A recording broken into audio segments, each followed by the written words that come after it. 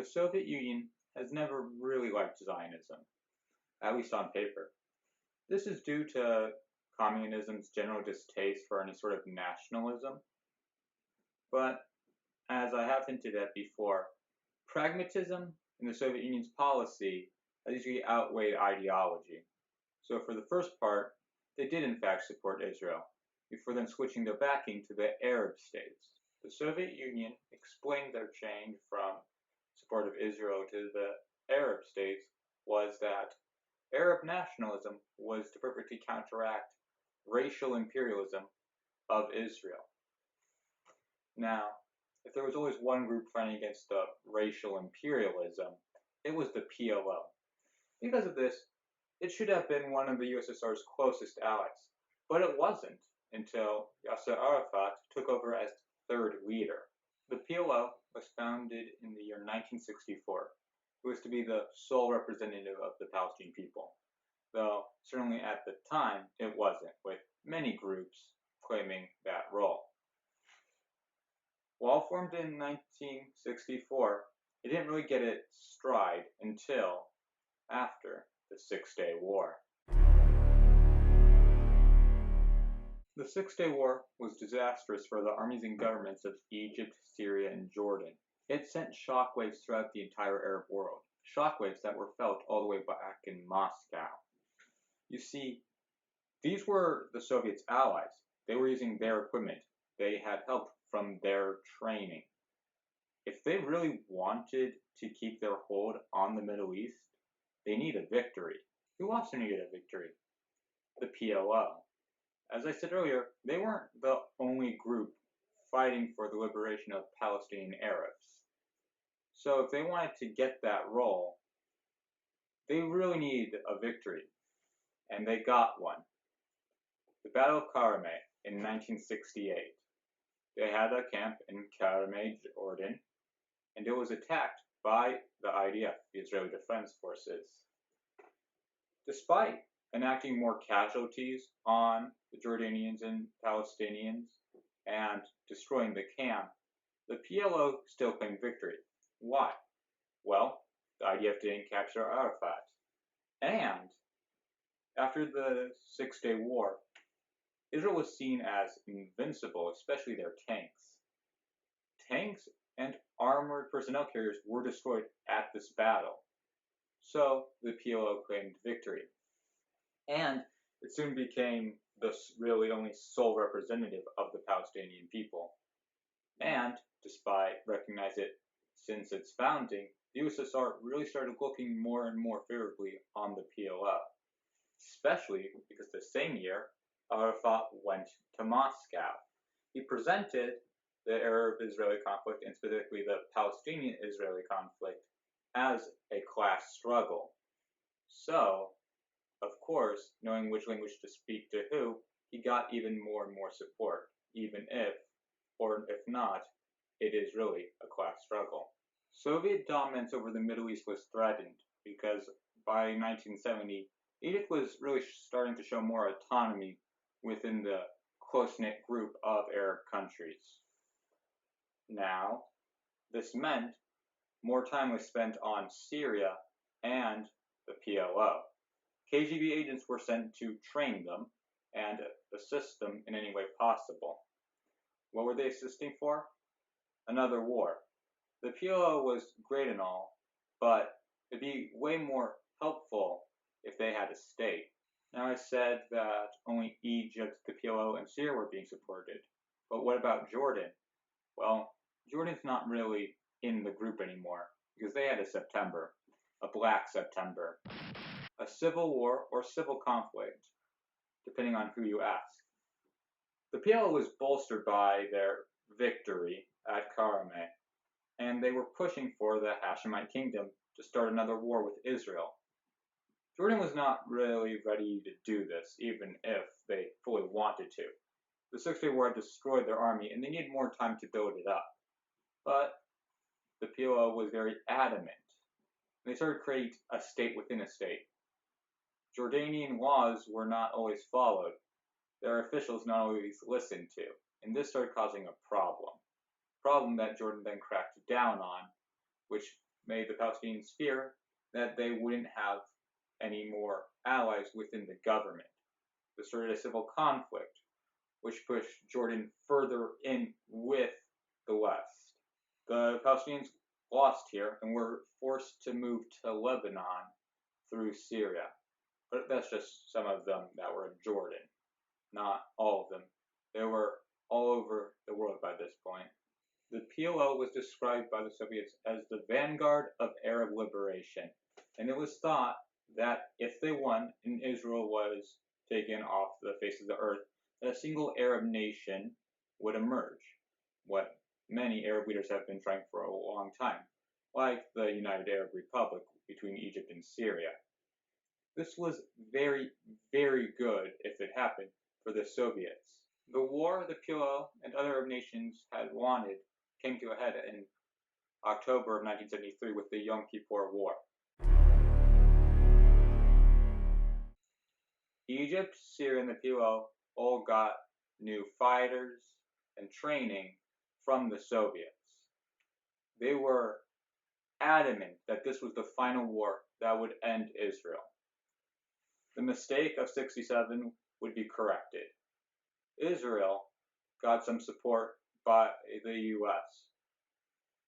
This was not a victory for the Arab forces, and the PLO would remain without a state. Egypt further and further drifted away from the Soviet sphere of influence. The most famous outcome of the Yom Kippur War is the 1973 and 74 oil crisis. OPEC wanted Israel to return to its pre-1967 borders. In order to ensure this, they put an embargo of oil on Israel and anyone they saw connected to Israel, the US, the UK, Japan, Canada, and later others in Africa. This was very bad for the countries afflicted. Oil prices skyrocketed in the US. It was an economic victory after a military defeat. Now, this is more of a personal theory of mine. I believe that after the Yom Kippur War, the Soviet Union was very much rethinking how they were working with the Arab world, very demoralized, and I think that OPEC and their victory helped show why the Soviet Union was so adamant about keeping these countries in their sphere of influence. So of course, I don't really have much to show for this. But what I can tell you is that the Soviet Union was very, very pleased about the oil crisis. As I said earlier, the PLO resides all around the world, but they would always have a home in Moscow as an embassy was opened up there in the year 1974. It's the same year that the PLO is given observer status at the UN. The next year, a very, very good victory for them, as UN Resolution 3379 is passed, saying Zionism is a form of racism. This seems to come from Yasser Arafat's olive branch speech, and in response to this, a very famous speech, the No More Than a Piece of Paper speech, is given, because just surrounding this resolution is many great speeches. It seems more and more that the Soviet Union is helping to advance PLO ideas as part of their own, instead of having the PLO advance Soviet ideas. Another part of the resolution is the connection between Zionism, racism, imperialism, and colonialism, plus apartheid. This is very good for the Soviet Union, as they could now coordinate their leftist guerrilla groups they supported more and more easily. While the Japanese Red Army had already participated with the PLO, well, not the PLO, the PFLP in the Lod Airport massacre, you would see more and more factions, including those in West Germany and in South America, help work with and support the PLO. The Soviet Union thought things were going pretty well for them. But then, the Camp David Accords. A peace agreement between Israel and Egypt that was done by the US. This completely blindsided them. It was a betrayal. Egypt was their ally. They had Czechoslovakia give them arms deal.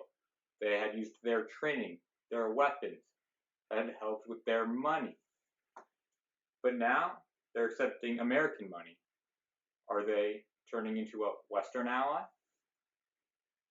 This further made the Soviets believe that the PLO and Syria were their future in the Middle East. In response to the Camp David Accords, General Brezhnev said, "There's only one road, the road of full liberation of all Arab lands occupied by Israel in 1967. A full and unambiguous respect for the lawful rights of the Arab people of Palestine, including the right to create their own independent state."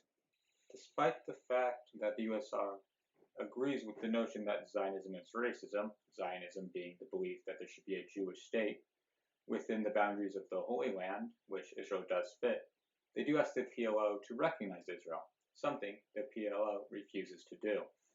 In 1979, the USSR invaded Afghanistan to prop up the communist government that was there.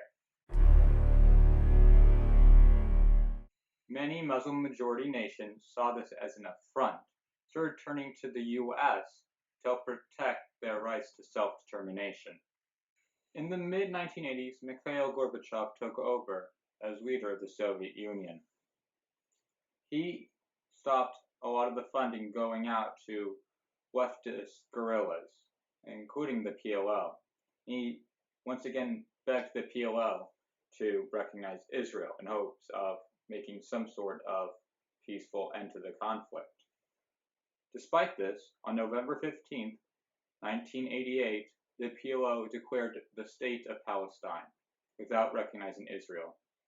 3 days later, the Soviet Union recognized the state of Palestine, once again without recognizing the state of Israel. In 1991, the Soviet Union, along with the US and other countries, invaded Iraq, Saddam's Iraq. Saddam Hussein was a huge supporter of the PLO and other Palestinian groups. Many Palestinians saw this as an affront. In August 1991, there was a coup by communist hardliners, or as I believe, a bunch of bureaucrats who were scared of losing their jobs. It failed, but it had the support of many Palestinians. More and more, the Palestinians felt that they were losing an ally in the USSR, and the USSR felt like it was losing control of the PLO. October, a conference was to be held in Madrid, Spain, both in attendance the US and the USSR, hoping to finally put an end to the Arab-Israeli, Palestinian-Israeli conflict. But Israel would only agree to come if a certain resolution was overturned. So the Soviet Union sponsored and helped pass Resolution 46/86. Its text simple. The General Assembly decides to revoke the determination contained in its Resolution 3379 of the 10th of November, 1975. Resolution 46/86 was passed on December 16, 1991. The next day, 9 out of the 12 Soviet republics signed a treaty as sovereign states. On the 21st, the Alma-Ata Protocol was signed by 11 out of the 12 Soviet states, confirming the dissolution of the Soviet Union. It wasn't really over until Christmas Day, 1991. Gorbachev resigned and handed over all of his powers to Boris Yeltsin.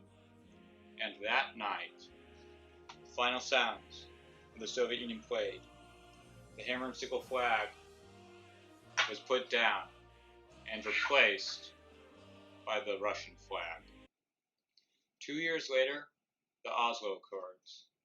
The PLO would recognize Israel, and Israel would recognize the PLO as the sole representative of the Palestinian Arab people, all without the Soviet Union. But how important is this between a defunct state and a partially unrecognized one? Would this conflict be as famous if it wasn't for the Soviet Union's influence? Would it still be happening if it didn't have the kind of recognition if that relies on the Soviet Union? Is it the reason we see it on a left-wing, right-wing political spectrum?